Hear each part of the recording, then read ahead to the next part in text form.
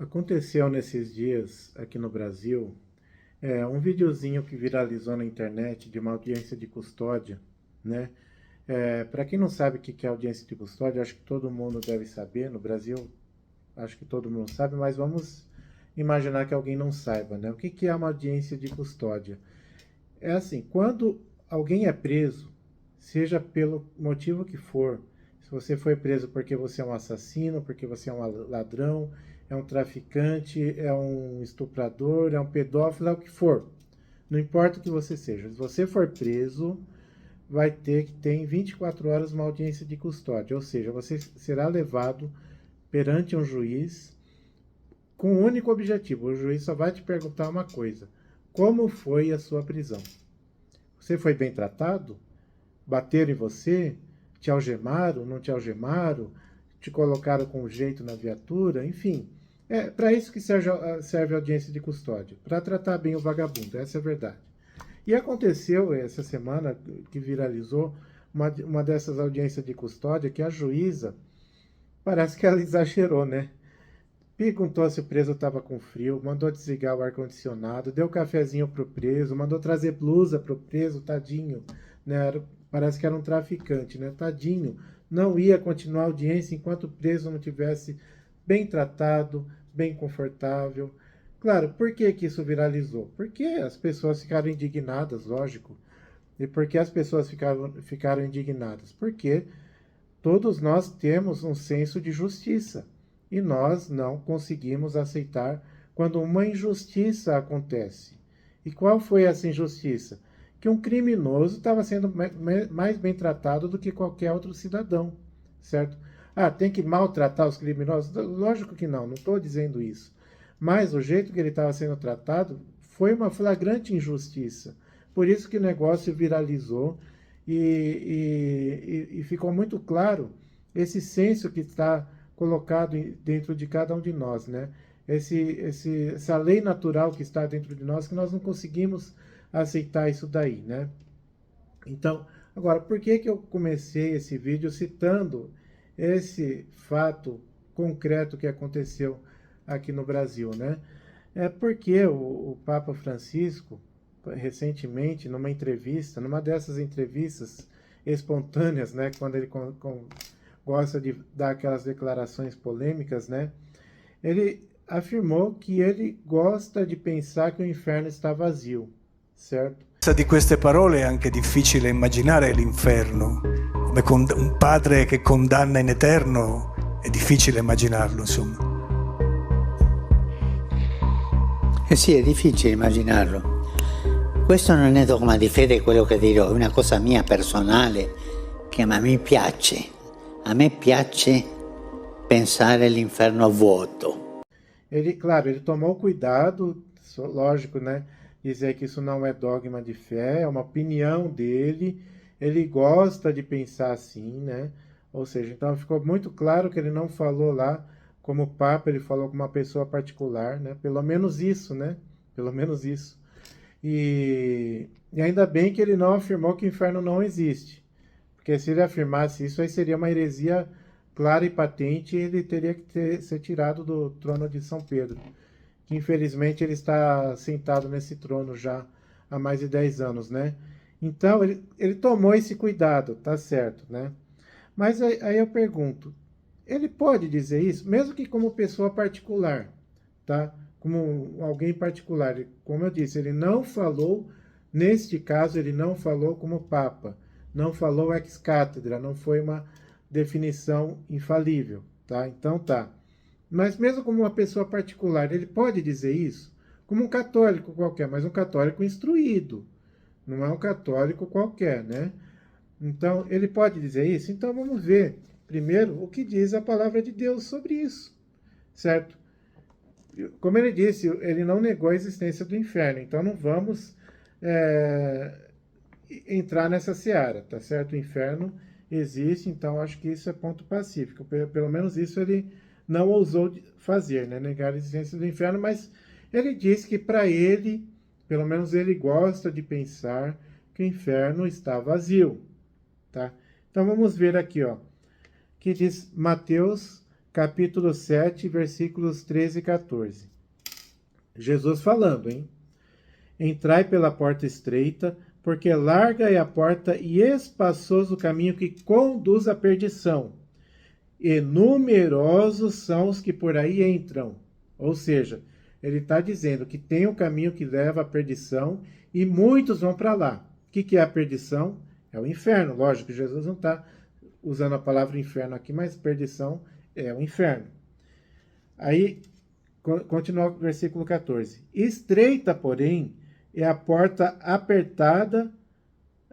Estreita, porém, é a porta e apertado o caminho da vida, e raros são os que o encontram. O caminho da vida aqui é o céu, certo? Então, se ele diz que são numerosos que vão para o inferno ou para a perdição, ele está dizendo ao contrário.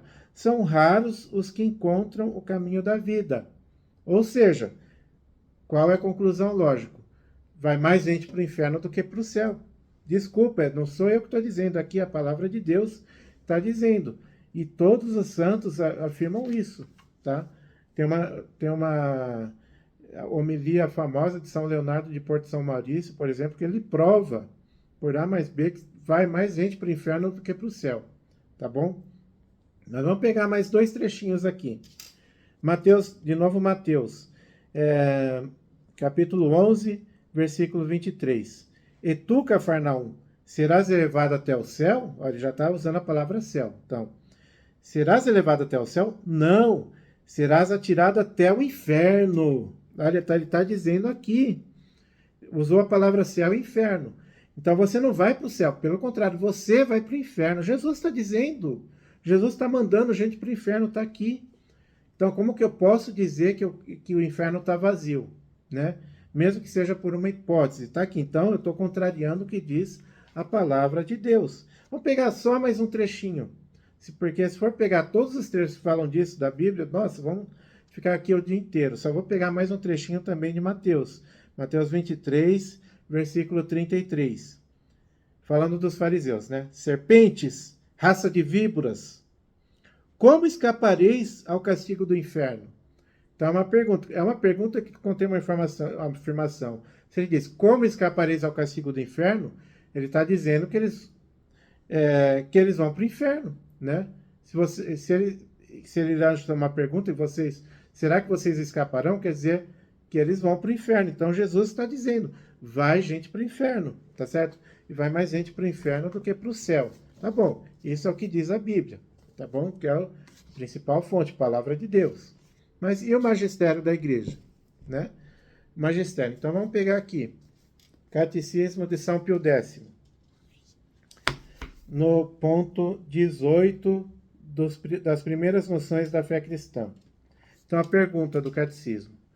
Por que premia Deus os bons e castiga os maus? Então ele está perguntando por que Deus premia os bons e castiga os maus. Então é uma pergunta também que contém uma afirmação por trás, né? Quer dizer que Deus premia os bons e castiga os maus. Ele está afirmando isso. Só está perguntando por que ele faz isso, né? Então, Deus premia os bons e castiga os maus porque é justiça infinita. Então, lembra que eu comecei falando da nossa indignação com a injustiça? Por quê? Porque Deus é justiça infinita. Então, Deus premia os bons e castiga os maus. Então, ou seja, você dizer que o inferno está vazio, pegando essa assertiva do São Pio X, do Catecismo São Pio X, é o mesmo que dizer que todo mundo é bom. Porque se Deus premia só os bons e castiga os maus, e o inferno está vazio, quer dizer que Deus levou todo mundo para o céu, e se Deus levou todo mundo para o céu, quer dizer que todo mundo é bom, certo? É uma lógica, é um silogismo que eu fiz aqui, né? Só que é o seguinte, será que é assim mesmo? A realidade mostra que não. Todo mundo vê, todo mundo... Olha, só no Brasil, eu que sou brasileiro, vivo no Brasil, né? Só no Brasil, sei lá, acho que tem uns 60 mil assassinatos por ano, eu já nem sei se essa estatística está correta que eu estou falando, porque só aumenta, né? Os números só aumentam. Quantidade de assassinatos, quantidade de roubos, a insegurança geral, certo? A maldade por todo lado, aborto, enfim, um monte de coisa ruim. Isso eu só estou falando do Brasil, imagina no mundo inteiro, tá? Então, como que eu posso afirmar que todos são bons? Não dá para dizer que todos são bons com tanta maldade que existe assim no mundo. A gente constata, isso é uma constatação. Não é não é uma opinião que eu estou dando, uma ideologia, não. Todo mundo vê que a maldade existe, que as pessoas são más. Se as pessoas são más, como eu posso afirmar que todo mundo vai para o céu?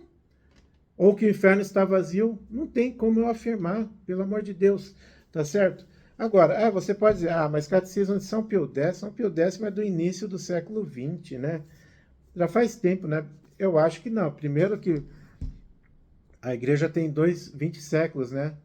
Cerca de 2.000 anos, se formos considerar que ela foi fundada no ano 33, cerca de 2.000 anos, certo?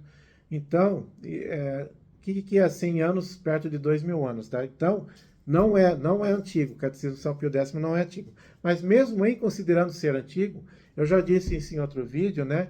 Quando se fala de religião, quanto mais antigo, melhor, tá? O novo é que é ruim, né? Principalmente atualmente o que está acontecendo na igreja. Mas então tá bom. Vamos então pegar o Catecismo da Igreja Católica de São João Paulo II, certo? Outro Papa Santo, primeiro São Pio X, agora São João Paulo II, bem mais recente, tá certo? O que diz aqui no ponto 1035. O ensinamento da igreja afirma a existência e a eternidade do inferno. Olha, então está dizendo claramente, afirma a igreja que o inferno existe e é eterno. As almas dos que morrem em estado de pecado mortal descem imediatamente depois da morte aos infernos. Se você for condenado, morreu, já está no inferno. Onde sofrem as penas do inferno, o fogo eterno. A pena principal do inferno consiste na separação interna de Deus, o único em que o homem pode ter a vida e a felicidade para os quais foi criado e às quais aspira, tá certo? Então, é isso que disse o magistério, lógico. Eu citei 3 trechinhos da Bíblia, como eu disse, não dá para citar muito. Foi uma pesquisa bem rápida que eu fiz. Citei 2 trechinhos do magistério, tá? Magistério esse que o Papa Francisco deveria fazer parte, mas parece que ele não quer fazer parte, tá? Porque ele não age como Papa. Eu já falei isso também, tá? Se é que ele é um Papa legítimo, vão até dizer que é, mas parece que ele não quer ser, porque ele não age como Papa. Ele só trabalha contra a igreja, só lança dúvidas, ambiguidades, para dizer o mínimo, tá? Então, se ele é Papa, ele não quer ser Papa. Infelizmente é isso, tá certo? Agora vamos ver na prática, tá bom? Então tá. Ele só deu uma opinião, tá bom? É uma opinião que ele deu, volto a dizer, tomou aquele cuidado todo para dizer que não é dogma de fé, tá bom. Mas vamos imaginar na prática o que isso implica, tá? Vamos dizer que o que ele disse seja realmente isso, que eu já disse que não é. Tá aqui na palavra de Deus, está no magistério, tá na tradição da igreja, não é. Tá bom. Mas vamos imaginar isso na prática. Vamos pensar aqueles mártires do primeiros séculos da igreja. De qualquer século, mas vamos pensar especificamente. Aqueles mártires que o Nero mandava queimar nas ruas de Roma para servir de tochas para iluminar as noites romanas, certo? Queimados vivos, lógico, né? Claro, foram martirizados cruelmente, estão no céu, lógico, santaços, né? Deram a vida por Cristo. Por outro lado, o imperador Nero, aquele sanguinário, ele matava por causa de Cristo, ou seja, odiava Cristo, matava os cristãos por causa de Cristo. Então imagina, um cristão desse, martirizado, está lá no céu. Foi lá para o céu, está lá na paz de Deus.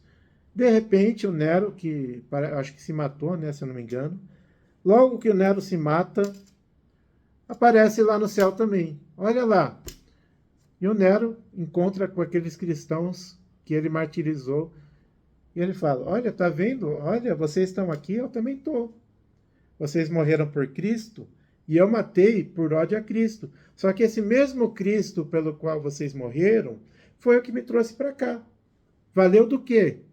Tá vendo, idiotas, otários, né, imbecis, certo? Para que vocês sofreram tudo aquilo? No final eu estou aqui com vocês. Olha que beleza, né? E eu fiquei lá na minha vida de prazeres, tudo, e estou aqui recebendo o mesmo prêmio de vocês. Eu pergunto, isso tem lógica? Isso está de acordo com a natureza que Deus nos deu de nos indignar com a injustiça? Pensa bem. Então, não dá para aceitar isso que o Papa Francisco falou, não dá para aceitar, mesmo que ele tenha dito como uma pessoa particular, mesmo que ele tenha tomado cuidado, que não é um dogma de fé, mesmo que ele tenha tomado todos esses cuidados, o que ele falou foi pelo menos uma heresia material, certo? Não estou dizendo que foi uma heresia formal, porque para ser uma heresia formal, eu não tenho condições de fazer esse julgamento, tá? Aí sim, aí eu não posso falar isso. Ele teria que ter sido admoestado por uma autoridade superior, mas quem é superior a ele, né? Ele teria que ter sido obstinado no erro, tá? Então, isso eu não posso afirmar, mas heresia formal não posso dizer, mas material sim, pelo que eu já demonstrei aqui, tá? Então, vamos rezar para Deus, para que nos livre desse drama que nós estamos vivendo na igreja atual, a pior crise da história, com o pior papa que nós já tivemos. Tivemos papas ruins, sim, é verdade, mas igual esse nunca, um papa que odeia a igreja, que ele demonstra isso a cada momento, que odeia a doutrina, a fé da igreja, tá? Então, não faz o que o papa deveria fazer, que é guardar a fé da igreja, né? Então, pedir para Nossa Senhora do Bom Conselho, né? Que dê o bom conselho, ela que esmaga a cabeça das serpentes, né? E ela que, portanto, esmaga todas as heresias, que nos livre disso daí, que livre a igreja desse Papa, certo? Que, sei lá, que não sei, Deus sabe o que ele faz. Mas eu estou rezando aqui agora e pedindo a Deus que ele nos livre deste Papa, tá certo? Tá bom, Deus é que sabe, certo? Mas rezar eu posso. Se Deus achar que eu não estou certo na minha oração, que não me atenda. Mas eu rezo e peço a Deus claramente, nos livre desse Papa, porque não dá mais para aguentar esse Mário Bergoglio no trono de São Pedro. Louvado seja nosso Senhor Jesus Cristo, para sempre seja louvado.